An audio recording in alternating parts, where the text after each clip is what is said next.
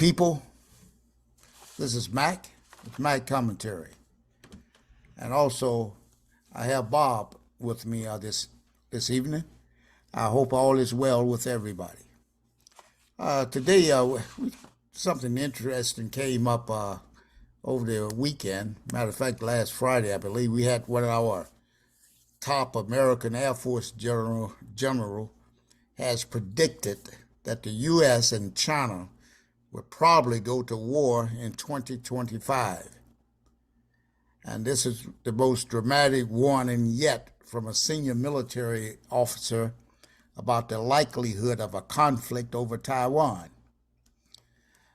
General Mike Minihan, head of the U.S. Air Mobility Command, said the two military powers were likely to end up at war because of a series of circumstances that could embolden Chinese President Xi Jinping. I hope I'm wrong, he states. My guts tell me we will fight in 2025.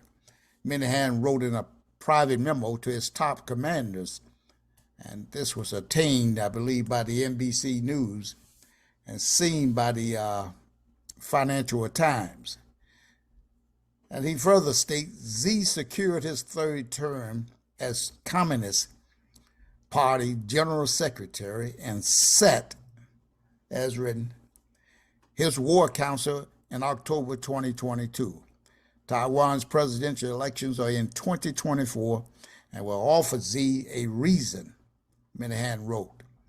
Minihan added that the 2024 presidential elections in the United States will create a distracted America that would benefit the Chinese president.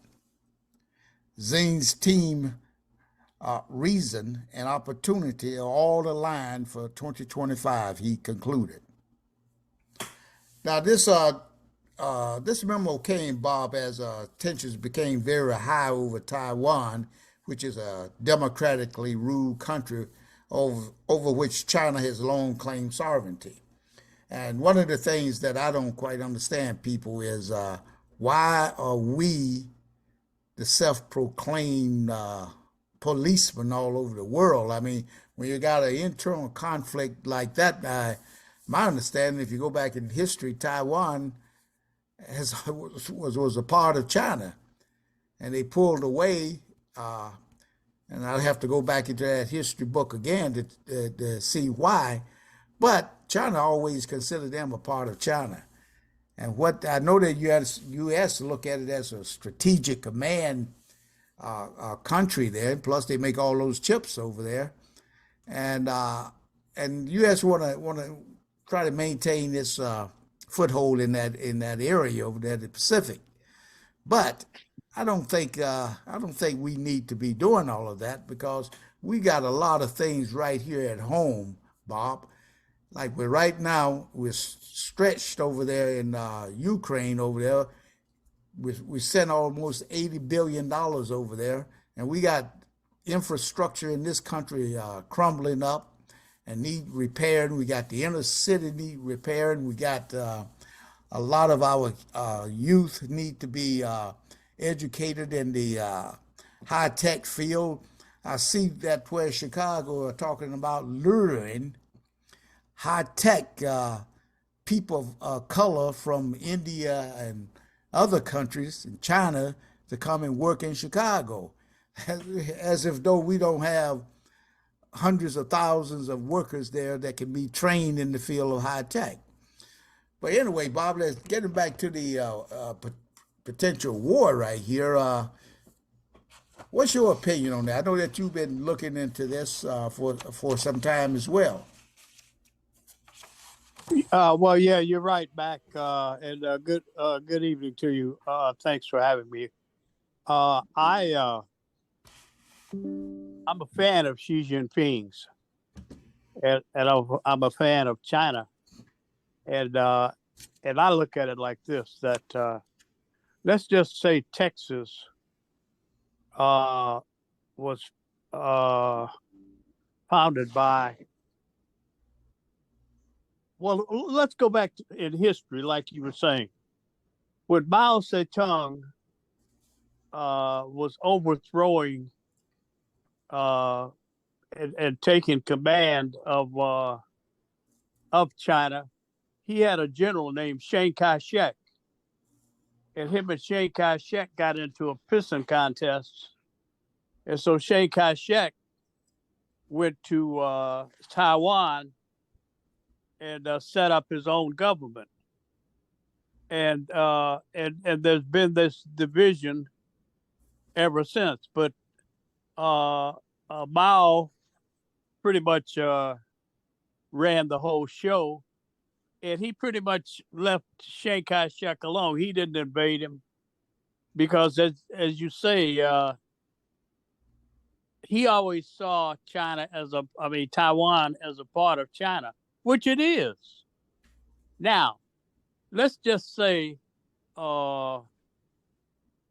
Texas was friendly with Europe and decided that they wanted to be a separate country, because at one time they thought they were the Lone Star State.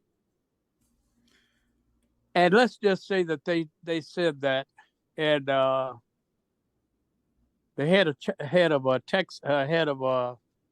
Britain said, "Okay, well, if you want to be your own man, we'll send you all of the military stuff that you need, and support you if things start getting hot." Well, So that's but one of the things that, Bob, there's the Michael McCall, the representative. He's the chairman of since the Republicans took over the House and everything. He's the chairman of the House Committee on Foreign Affairs, and he kind of concurs with General Minihan there. yes. Why don't we listen to him and see what he has to say? Then we'll come back and expound on this a little bit more. Okay. All right, fine. Now, Chairman of the House Foreign Affairs Committee, Congressman Michael McCall. Congressman, welcome back to Fox News Sunday. Thanks, Shannon. Thanks for having me. All right, I want to start by this report of a U.S. general, a top general, who is making a comment about a potential war with China in 2025. Get your reaction to this. NBC News is citing a memo to his officers with this quote. They say, "I hope I am wrong," he says to them. "My gut tells me we'll fight in 2025. Now, that's being met with a lot of different reactions and skepticism. This is attributed to the opinion of one man. What do you make of that, and how do you think that's going to be received in China? Well, I hope he's wrong as well. I think he's right, though, unfortunately. I mean, China's mounting... Wait, an actual war? Well, I think China's looking at reunification of Taiwan, right? That's how they call it. There are several ways to do that. The first one is to influence the election that will take place a year from today. President Tsai's party is running for re-election.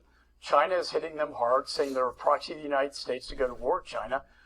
If they succeed in that effort, like Hong Kong, without a shot fired, but if they don't win in that one, they are going to look at a military invasion, in my judgment. We have to be prepared for this. And it could happen, I think, as long as Biden is in office, projecting weakness, as he did with Afghanistan that led to Putin invading in Ukraine, that the odds are very high we could see a conflict with China and Taiwan and the Indo-Pacific. This goes back to my father's war, World War II. Hello, Bob. What do you think, based on what McCall said? He concurs with the general, and it seemed like that we may be in for a big conflict here in 2025. Well, first of all, I didn't hear McCall's statement, but nonetheless, let me say this, Mac. I don't think I think this. I'm in disagreement with this Mike Minihan and Mike McCall if he's in concurrence with that general. I don't think that either country wants to carry on a big war that could result and deteriorate into a nuclear circumstance.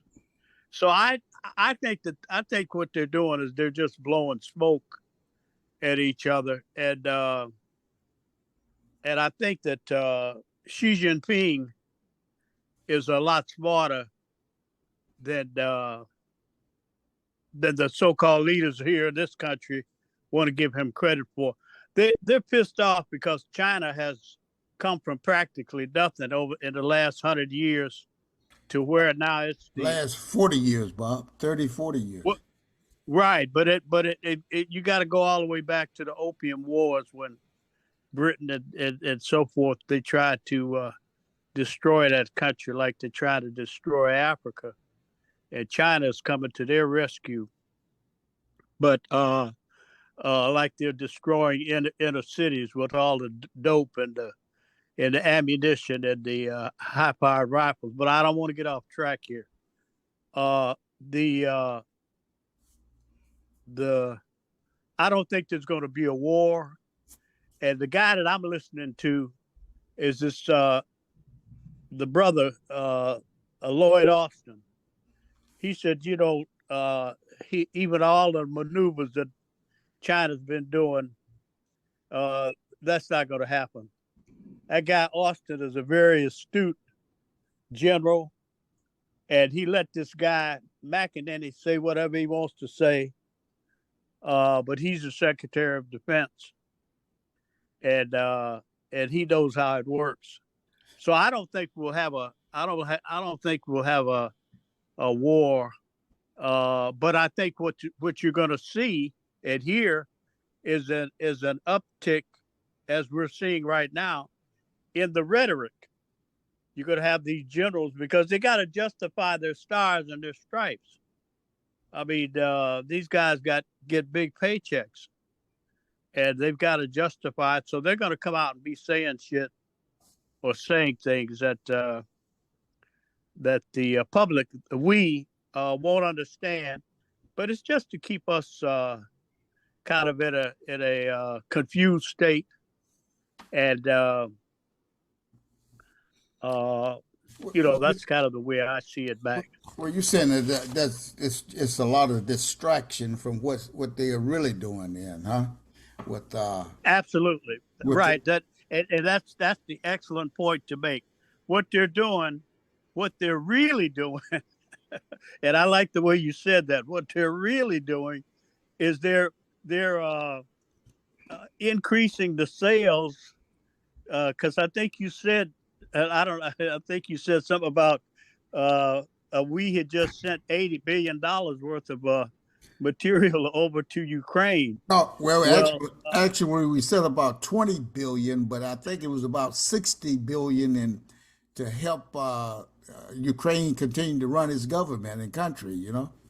right, cash Yeah, money. and It, that money going, and that Zelensky probably got him a couple billion of that stashed away, and and his wife is a big model and a buyer in Paris there. So they living high on the hog, Bob, so to speak. well, yeah, absolutely. That's why I really delight in the way that you phrased that. What they're really doing is they're the old pea when you would go to the circus, these guys would have three walnut shells on the table, and they have the little pea underneath one of them. Well, the pea wouldn't be under any of them if you turned them all over. Well, that's the same thing here. It's just distraction so that they can justify spending all this money. And the other thing I'd like to touch on is that guy Zelensky, with all this money that he's getting, and you're right, he's getting cash money too. He's still not satisfied. He wants us, the American taxpayer, to send him more money. And he caught some of his boys with their hands in the cookie jar. At least that's what they've been telling us. And so he fired them. Well, wait a minute, man. I mean, how could you fire your main man for sticking his hand in the cookie jar and you in there up to your shoulder, you know? Exactly. So I think that's what that's about. But what it's going to do is I think we're going to see more and more of this rhetoric by military people, because what they're trying to do is up the manufacture of arms in America and other places. And like you said earlier, that Taiwan is, I think, the company that's the number one chip producer in the world is right there, and America's not going to destroy that, and China's not going to destroy that.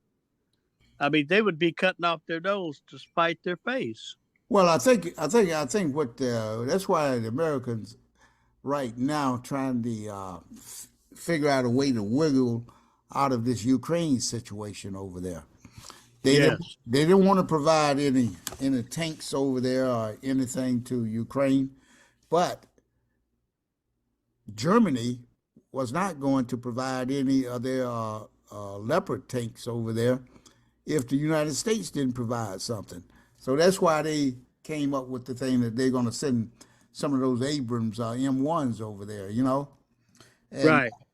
but that if that war continue for any length of time in Ukraine over there, that's going to be stretching the United States coffers pretty far because especially Yes.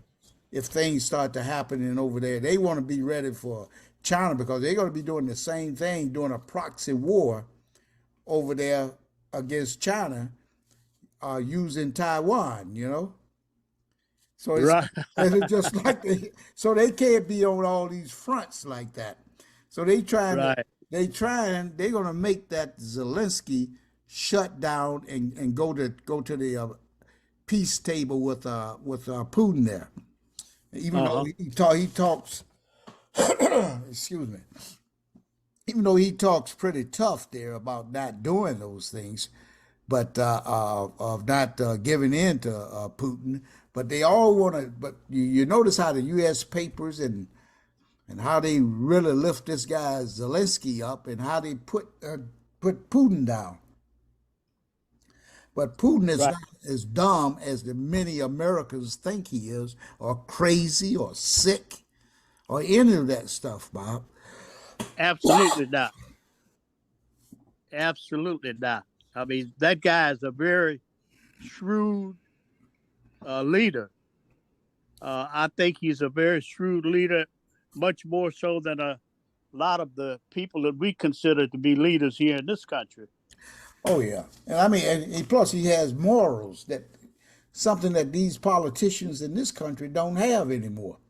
We don't have any Right. morals. I mean, you can see the way he operates over there and how they have passed laws over there against certain things which is considered an abomination in the Yes. Bible. But I mean, and he fights against that type of stuff, the same as some of the presidents in Africa does as well. In around the world. China is like that, Right. and I think that's what we have lost is our morality in this country being led by the capitalist system. That You, money, money, money, and they want to make. And I don't know what they expect to do. How much more money that I could have $5 million and live a comfortable life, Bob. I mean, from the, you know, yeah. because first of all, I'm not going out. I don't need to have a Rolls Royce or any other type of luxury things or no 7,000 square foot house or 4,000 square foot house. I don't need all of that. Yeah. Sure. But So you think that America is losing its moral center because of greed and the quest for the mighty greenback? I do Is that a exactly. fair statement to make of what I hear you saying? Exactly. I mean, Bob, you can just take a look at what's happening in this country when it comes down to the recording industry, the movie industry. I see little kids come on TV, man. They curse worse than the sailors back in the day. You know what I mean? Uh huh. They don't have any morals. They don't believe in. They took the prayer out of the schools and things like that, which gave us we had some type of structure there religiously, type of structure. No matter whether you're a Christian or whether you're a Hindu or whatever, these type Yes.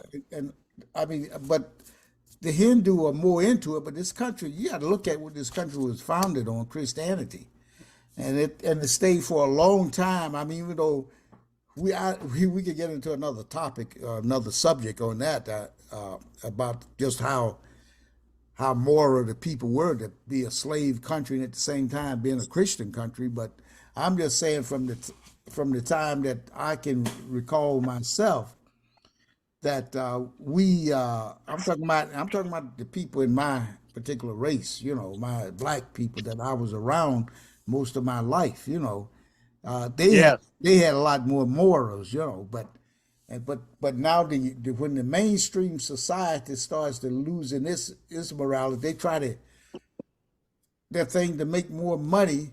They put it off on the vulnerable people, most vulnerable people in society, which are the black people, and they Right. and they bring and they use these artists and to make different types of recordings and stuff, which is so satanic or diabolical, and Sure. just and that it creates more and more money for their coffers, and so that's why I'm saying that the morality in this country, and I even say even just not only in this country but in the Western uh, part of the world, the Western society, they have no morality anymore, not Yeah. Sure. and so it's all been promoted in order to get more and more money. That's exactly what I'm saying, though, Bob. And I think that's what. But you take these countries like Russia and China, even though they talk about China, but China has created more millionaires and probably billionaires than any other country in the last 20 years. Uh huh. Yes. And I mean, and they have a moral structure over there. I don't know. I've never been there, but I mean, based on what I've read and the way I see the way these people act, like I would believe that there is a lot more morality over there than what it is in this country. And you Oh, can, I agree with that. And I too see the deterioration of the moral fiber of this country. Uh, and there's nothing we can do about it. It's going to continue to deteriorate. It's going to affect my grandchildren, your grandchildren, and that's a shame to have to make that admission well, I because mean, it's like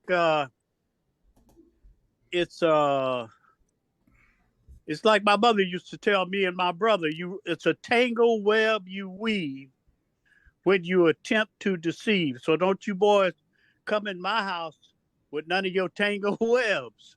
And America has been weaving tangle webs ever since it got here, man, telling us that this country was founded on a moral basis, on Christianity. People came here to be happy with their religion. Some did, but for the most part, they came here for the money, and exactly. all it has done over these years is escalate to the point where it is where you don't have any the moral character, and it's all about the Wait, uh, what's that woman? Oh, I forget her name. AOC. yeah, It's all about the money. right. Well, and that's with their Christianity. What they've done, Bob, is really, to be honest with you, they kind of the Christianity has gone and like they did over in Africa. They went there Yes. and and taught through their missionaries. That was taught them all about the Christianity and the everything to do with the white Jesus. So then, and they taught us over here too that too, you know. And so Yeah. every time you see a white person, you think of Jesus. Yeah. Sure. And you go and they have these, and I've listened to one lawyer over there from I believe from Kenya, University of Kenya. You know, he talks about this how their religion. He's a Christian himself, but he said how this Christianity has really messed up the minds of the average person over there, just like it has done in this country. While the ones at the top there that's pushing that, they don't care anything about religion or Christianity, you know, because they are doing everything in their power. They create wars. They send off all these other lower masses of people, sons and daughters, to war, you know, to die Oh, for that sure. almighty dollar.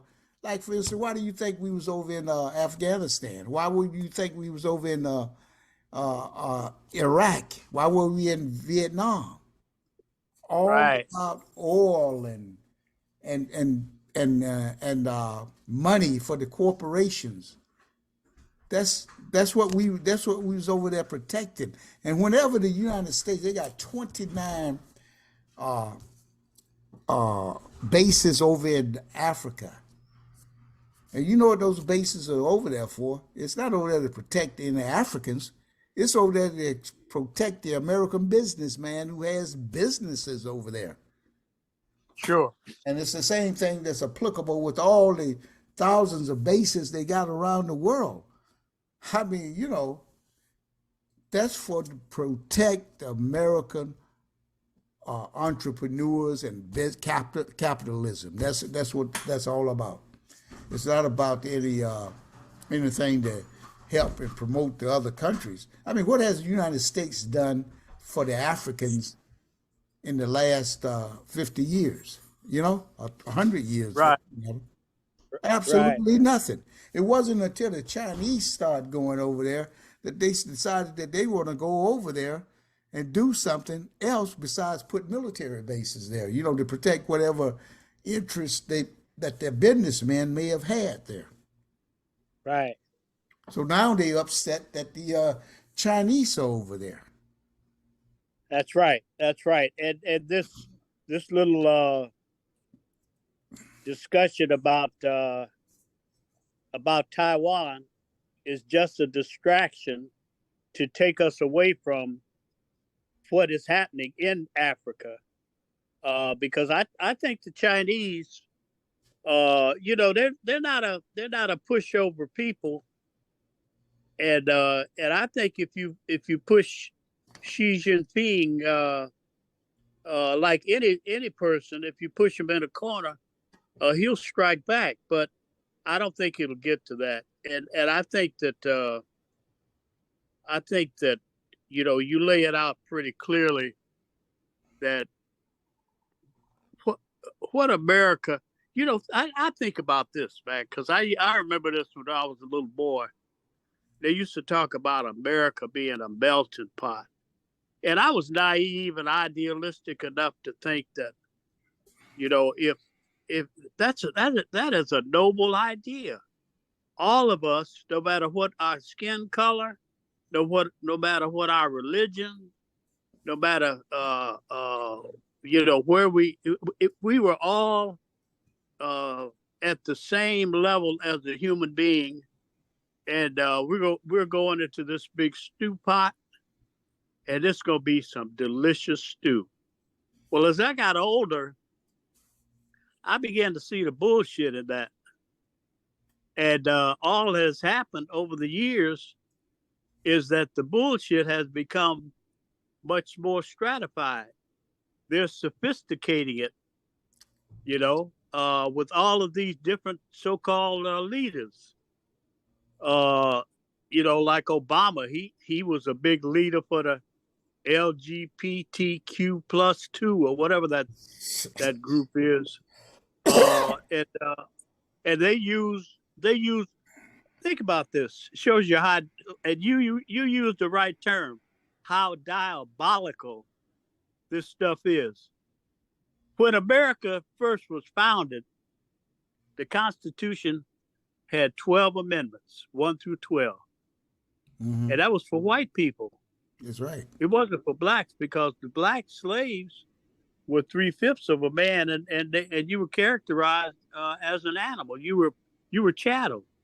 Exactly. And then after the war, they said, well, he's either going to be a slave or Bob is going to be free. Now, how are we going to do that? Well, we're going to create the 13th, 14th, and 15th Amendment specifically to make Bob a free man. And now look what's going on now. All these various groups, women and everybody else, those amendments were set up for us. That's a lot of nonsense. If you go back and look at the history of it, it was specifically for Bob, the ex-slave, because they never gave me my 40 acres and a mule at $100 bill, and Well, they never intended to. right, Bob, because you see, this country is always, and until its demise, until it fall as Rome did, it always will be for the rich and the wealthy, the famous or whatever you want to call them, Yeah, sure. and you may reach some platitude of wealth or something like that, but you will never be up at that top up there calling the shots. That's right. That's only reserved for the few, and in between. Like I read something the other day that said that Bezos was worth $170 billion, Uh-huh. but the Rockefeller, John D. Rockefeller, was worth twice as much, 340 something $1 billion. Yes.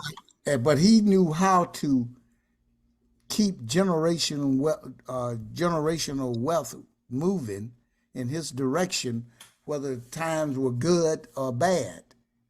And for all this time period, and even today, is still providing the support for over 200 Rockefeller family members. Yes, sure. So just to put it in a nutshell, Bob, those are the people those are the people that actually one of the many that actually control and run things in this country, in this world. You know what I mean? Right. It's not until that doomsday comes that they fall, because you go back and you look at history, you'll see where China was once at the top, Absolutely. and so was Africa. Certain parts of our countries in Africa was at the top at one time, while the Europeans were in caves. You know what I mean? And Yeah, sure. there's history to show that Africans had already traveled all over the world, because you'll find them in black men in Australia, Philippines, and even over in Southeast Asia. Right. So there's a diaspora of blacks all over the world that's been there for centuries, Bob, thousands of years. But anyway, we kind of got off our little subject here. In a way, we're still on that subject with with China. They sent Joe Biden tried to elicit some type of a reaction from China, And it kind of got it too when he told Nancy Pelosi, hey, won't you just fly on over there to Taiwan, you know? While you going over in that direction, just stop in Taiwan right there, Taipei. Right. And so she stopped in Taipei right there, and what and the Chinese, they responded to that by sending all types of missiles and things over that Taiwan, you know. Right. Right. So I mean, China not going to back down if they thought it was very incorrect, so to speak, for them to for Pelosi to land there. Now that woman could have been killed and started the Third World War, man. Yeah. You know, but they don't think like that, Bob. But I mean, Right. there are other generals, you know, that they got different timelines, you know, and I think in March of 2021, Admiral Philip Davison, he was head of the U.S. Indo-Pacific Command. He said China could attack Taiwan by 2027, Bob. Right. Yeah. And then last October, there was Admiral Michael Gilday, head of the U.S. Navy, said the Pentagon had to be prepared for military action at any time. He said, when we talk about the 2027 window, in my mind, that has to be a 2022 window or potentially a 2023 window. So we didn't have it in 2022, you know. So we could have it in 2023, you know. Well, back, you you live around a kind of forested area, and you see frogs and alligators, and you notice how if they come up on you, they may not be ready to attack you, but they'll blow themselves up like they like they get ready to jump on you. You know, even a little frog. Well, I mean, that's what bears do when a lion come around. They stand straight right, up. right. So these people that are saying all this nonsense, all they're doing is puffing up their chest, man. They're not going to do that because they would be defeating their own purpose. Their objective is to get as much money as they can, and if they started a nuclear war, it would destroy all that, man. Oh yeah. So what they're doing is they're manufacturing these weapons that they know will never be used. Well, this is all part of, as you know, President Dwight Eisenhower said. He the first one that came out and talking about the military industrial complex, right? Right. And what did he say about that, Bob? Well, he said beware of it.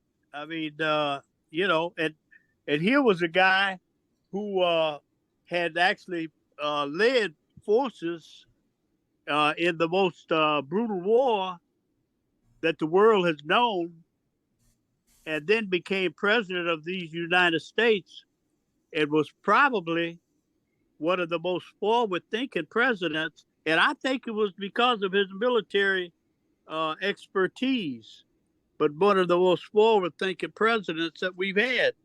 He didn't have two or three mansions, you know. He lived in a military soldier's barracks up until the time he became president, and then he just lived in the White House.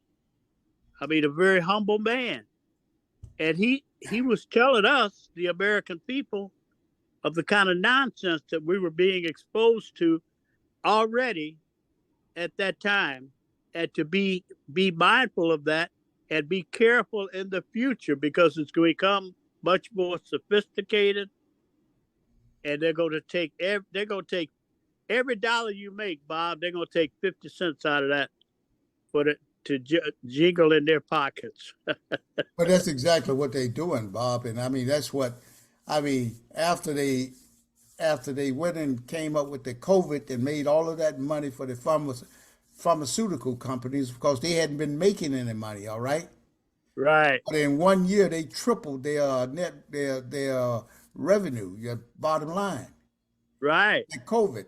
So then the doggone military. I mean the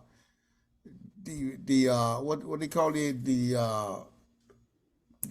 the defense companies out there. They got a little teaked at the fact that the pharmaceutical company made all this money, so they said, "Well, we got to make some." So what do they do? They started sending all these weapons and things over to Ukraine after Right. rather than just staying out of that and let Ukraine handle this situation with Russia, you know. But but Right. but the United Right. States already set all that stuff up back in 2014, you know. But Right. but Now that's think about this, Mac. This I was thinking about this the other day. What if, when the American people elected Barack Obama to be the president, what if we had the foresight and elected Flip Wilson to be the president of the United States? Because that's what you have over there in the Ukraine.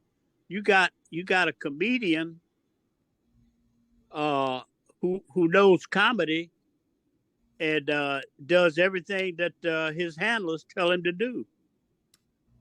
You right. know. Well, I don't know what would have happened if we had put Flip Wilson in there, but I don't know. I don't know. He probably would have come to work one day with a dress on, you know. No, no, no. Wait a minute, man. Where you going? Well, no, he Flip used Wilson. Flip Wilson was a straight arrow, brother. well, he used to wear those dresses on the show. Don't you remember? Oh, right, right, right. But that was a part of his comedy act. Well, I know what it was. I'm just saying, you know. Right. I see what you mean. But But I mean, and uh, so those are some of the thoughts that I have on occasion. I think he would have made a fine president. At least as fine a president as Barack Hussein Obama. well, that's we have to say that discussion right there, Bob, for on that Barack Obama because I worked hard to try to, as many people did, you know, to help him get elected, you know. But I don't think it had anything to do with our work. I think he was going to be put in there anyway, you know. Just as, Right, just as you see a lot of politicians today being placed in office, you wonder how did they get elected, you know? You know, right. and why didn't that guy get elected? Like I can never understand how this. I think her name is Haley out in Arizona. Uh I can't understand why she wasn't. How did she lose that race out there, Bob? huh. I, Right. I mean, really. I mean, I'm serious. Oh, I know you are, and the reason I'm laughing is because I wonder the same thing. So then you start looking at a lot of other races and say, hey, how did these people lose? And then you see other people get in there, like for instance, up there in your great city of Detroit. You know, how could what is his name, Dugan? How could he Right. become the mayor of a city with a write-in ballot? You know, in a black As a city. as a as a white man, Yeah, I that and that, and, and that ran and ran against a very popular guy who had been the sheriff and the police chief. exactly. So you start talking about so like blacks out here talking about voting rights and all that kind of stuff. I mean, what did Martin Luther King learned it in the last hour that hey, we should be concentrating on economic rights, Right, right, and and that's then when they killed him. right. So once you get voting rights, Bob, I mean economic rights, then you can buy all the votes you want. That's been proven already, right? Well, that's exactly right, and the examples that you just pointed out there in Arizona and different other places, that's how it's done. But you can't tell a lot of us the reality of it's that old question of who you gonna believe, me or your lying eyes. That's right. And I mean, you know, that is so astute right there to make that type of analysis, Bob. Because I mean, that's what a lot of people they don't want to believe anything that you try to tell them. You know, they just look at that TV and say, and that's gossip. You know what I mean? Right. But but look here, Bob. We're gonna get together again later this week with something else. I mean, there's a lot of things breaking here to this week. But let's stay on top of it, man, and keep pushing it out there because I know people want to know what's going on and want our thoughts on these different types of topics. So I look forward to talking to you again in the next few days. Well, thank you very much, Mac, and I've enjoyed it, and I look forward to it as well. Okay, have a great evening.